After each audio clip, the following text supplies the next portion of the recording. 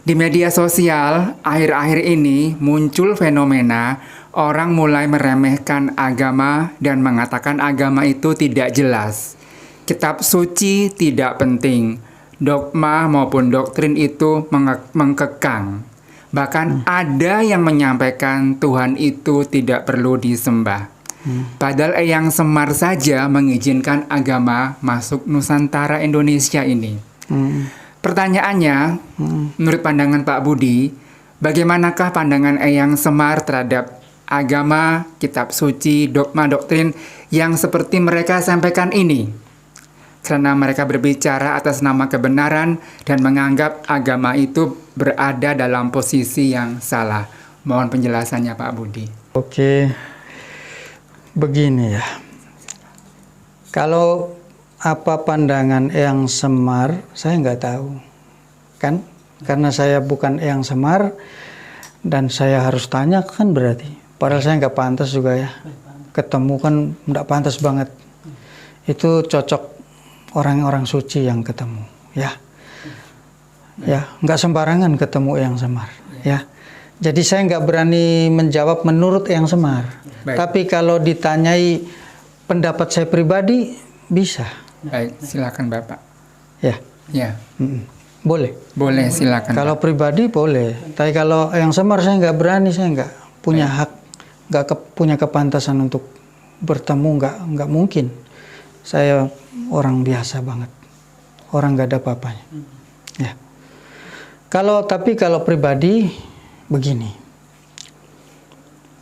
kita yang cerdas seperti ini berani ngomong tentang ketuhanan sekarang. Ya. Saat ini nulis di Facebook segala macam bahwa tadi itu apa itu Tuhan tidak perlu disembah, kitab suci nggak penting, dogma mengekang misalnya. Ya, Kita tahu tentang Tuhan tuh berarti. betul. Pengetahuan kita dari siapa? Pertama kali tahunya dari siapa? Dari orang tua. Orang tua dong ya. Orang tua kita beragama berarti. Ya, Kenapa kita menghina agama seperti itu? Sopan, santun. tidak. Apakah pernyataan kita ini orang tercerahkan? Tidak. Apakah ini ajaran yang benar? Tidak. Apakah ini pantas diajarkan kepada banyak orang? Tidak. Kita berani ngomong tentang ketuhanan segitu hebatnya sekarang. Ya. Kita tahu Tuhan ya, dari mana? Orang tua. Orang tua kita tahu dari mana? Agama. Agama yang sudah membuka semua itu. Kenapa bahasa kita kayak gitu? Lalu kita melabelkan diri kita sebagai yang terbaik, yang paling benar, the best. Sayalah yang benar, agama salah. Santun tidak kita ini. Tidak. Adab kita bagus. Tidak. Sekarang gini, kita bukan Eyang Semar kan? Ya. Eyang Semar dengar gini suka. Tidak. Pertanyaannya, kenapa Eyang Semar, ini kan boleh dong bertanya, Ya. kenapa Eyang Semar mengizinkan agama luar masuk? Kan begitu. Padahal ini anak-anaknya loh. Kita ini anak-anaknya. Ya. Kan orang tua sembarang kasih anaknya ke orang yang nggak baik kan nggak mungkin. Kalau Eyang Semar kasih kita ke agama lain waktu itu. Ya. Masa Eyang Semar tidak tahu bahwa ini bagus? Tahu toh? Ya. Tahu kan, kita ngomong masuk akal aja dulu. Ya. Berarti yang kemudian agama kemudian yang mungkin rusak ya, ada yang menyakiti segala macam kan? Ya melukai yang pihak ini, pihak itu kan? Itu agama yang salah ataukah pelaku penghayatnya? Pelaku penghayat. Ya sudah, jangan salahkan agama. Kenapa? Karena Eyang Semar setuju kok, boleh silakan. Tapi tenanan lo ya, ibaratnya kan gitu. Nanti kalau sampai sekian tahun aku lihat ya podoai misalnya, aku biar tak didik sendiri kan, maksudnya gitu. Dengan agamanya asli sini agama Budi. Agama Budi itu ya agama budi pekerti luhur. Agama yang didasarkan pada perilaku budi pekerti luhur. Budi itu kan kesadaran, Ya. pikiran, karakter. Ya. Pekerti ini kan alam semesta maksudnya. Berarti kecerdasan semesta ini apa? Kasih kan? Semua agama ngajari nggak? Itu kenapa yang Semar bilang monggo. Kasih. Berarti kasih ini kan budi pekerti luhur. Berarti sebetulnya agama lain itu agama budi sebetulnya. Apakah agama-agama lain itu tidak memerintahkan kita untuk melakukan kasih? Pemerintah. Alias budi pekerti luhur tadi? Iya. Udah. Yesus bilang apa? Perintahku adalah hendaknya kalian saling mengasihi seperti aku telah mengasihi kamu. Perintah Yesus itu, pesan Yesus itu, bukan budi pekerti luhur itu. Iya. Lah ketika kemudian agama itu terserah ya, agama apa kan ada banyak. Lalu menjadi kok nggak enak begitu. Masa salah agama? Tidak. Salah kitab sucinya? Tidak. Salah dogmanya? Tidak. Manusianya, jangan disalahkan agama, nggak sopan. Tolong otak kita tetap waras loh ya, walaupun zaman ini edan. Jangan ikut-ikut edan. Iya, kasihan dong. Kamu yang beragama dengar piye? Iya. Terus kalau bilang apa tadi dogma itu mengekang. Sekarang gini, dogma itu apa sih? Dogma itu aturan kan? Iya. Gampangannya kan gitu. Dogma itu kan aturan, moral, sila begitu ya. Iya. Nah, aturan itu kan untuk yang masih butuh. Lah kalau kita sudah saking hebat level tinggi nggak butuh yang monggo. Tapi masa orang hebat meremehkan sesuatu yang masih dibutuhkan adik-adik tingkatnya? Yang masih butuh moral apa namanya? Dogma kan boleh. Iya. Ya itu memang untuk mereka. Kenapa dibilang salah? Nanti kalau kedengaran di masalahnya kan di media sosial ini. Betul. Ini salah ruang. Kamu sembarangan mengajarkan orang di ruang yang pendengarnya latar belakangnya macam-macam. Iya. Ada yang hebat, ada yang ya begitu rusak macam-macam.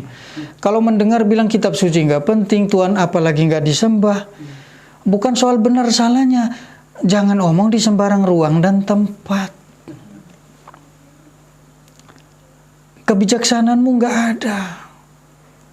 Ini akibat dosa terhadap meremehkan dogma. Dogma itu kan sila. Buddha Siddhartha bilang sila, samadhi, pana. Sila itu aturan tuh lah, kayak dogma gitu kan. Ya peta juga bisa dia. Ada unsur petanya menuju Tuhan.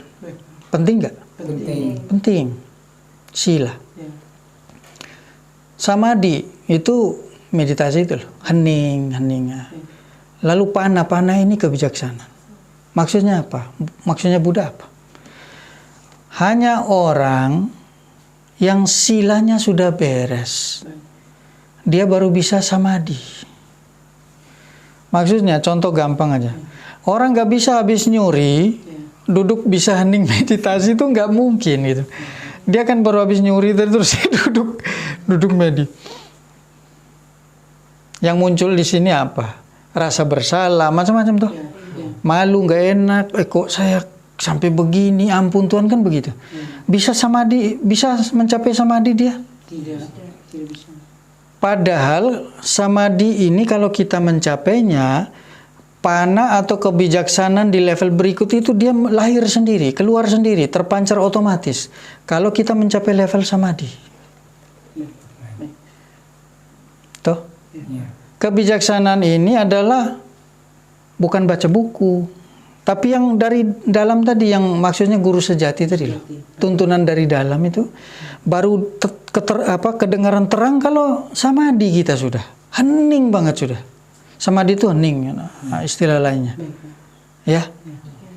Bagaimana kita bisa hening kalau kita tadi baru habis melanggar sila, meremehkan dogma itu kan sila. Berarti kan sembarang suka-suka gue kan, ngenyek orang di sana, ngenyek orang di situ. Habis ngenyek kita duduk medi bisa? Tidak. Enggak, jiwa kita merasa tahu malu, tahu bersalah, itu gelisah kita. Kita nggak bisa hening. Kalau tidak hening, kebijaksanaan sejati nggak akan keluar. Kalau tidak keluar kebijaksanaan, nggak mungkin tercerahkan. Maka pantaskah kita mengajarkan orang di media sosial dimanapun bahwa si dogma yang sebetulnya mewakili sila ini tidak penting, mengekang. Pertanyaan saya, itu dogma ini jenis makhluk apa, menakutkan sekali kah? Katanya dirimu sudah tercerahkan, kok masih takut dengan dogma? Harusnya orang yang sudah tercerahkan nggak perlu takut pada dogma, apalagi kan dia sudah kehilangan rasa takut. Masa dengan dogma takut, terganggu? Ada lagi orang tercerahkan terganggu dengan dogma? Tidak. Wajar ndak ini? Tidak wajar. Berarti tidak benar ini orang ini. Maka yang kayak gitu jangan didengarkan, jangan dipercayai, jangan diikuti. Karena kalau versi saya, setelah dari tadi penjelasan ya, Eyang Semar setuju? Tidak. Nggak mungkin, saya nggak percaya. Eyang Semar sangat mengerti agama Budi itu apa. Di semua agama itulah esensinya. Budi pekerti luhur ya kasih sayang itu. Kan begitu.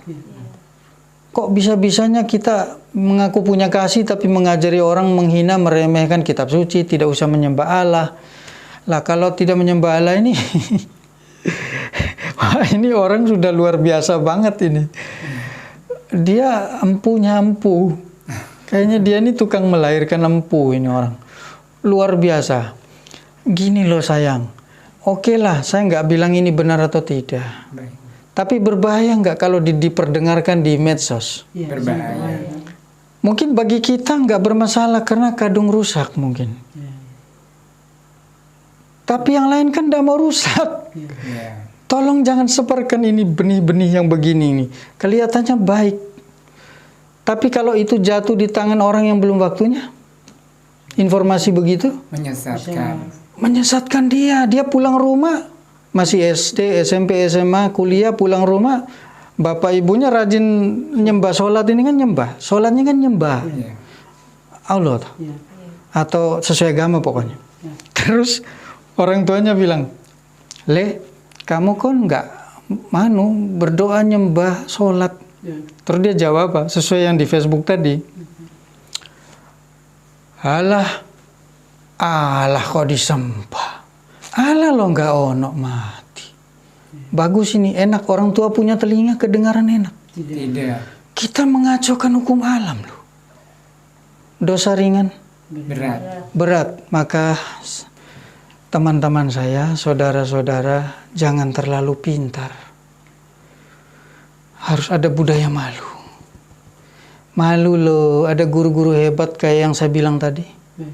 Itu memang dia mungkin di Amerika, mungkin di Taiwan, tapi dia punya kesadaran ada bahkan di dalam diri kita loh. Dia hanya cukup mengingat kita, dia sudah mengetahui isi hati kita. Malu nggak? Malu loh. Malu. Kristus yang asli tapi ya, bukan yang abal-abal. Ya. Gimana terjawab? Terjawab, Pak. Terima kasih banyak. Sama-sama. Penjelasannya.